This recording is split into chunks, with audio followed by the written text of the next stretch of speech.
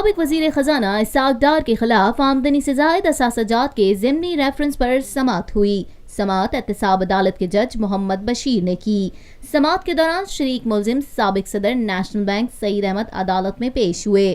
وکیل نے کہا کہ استغاثہ کے گواہ طارق جاوید میرے موکل سے متعلقہ نہیں۔ عدالت نے آئندہ سماعت پر استغاثہ کے مزید 2 گواہ طلب کر لیے۔ ریفرنس کی مزید سماعت 22 نومبر تک ملتوی کر دی گئی۔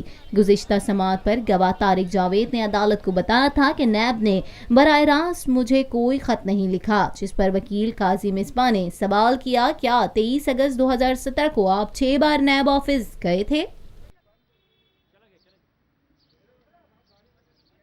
پاکستان میں پہلی مرتبہ حالات حاضرہ کے مختصر مگر جامع پروگرامز، خبروں، تبصروں کے علاوہ دیگر سماجی، تجارتی، ثقافتی، تفریحی، معلوماتی، مذہبی، تعلیمی، صحت اور بچوں کے پروگرامز صرف TNN TV پر۔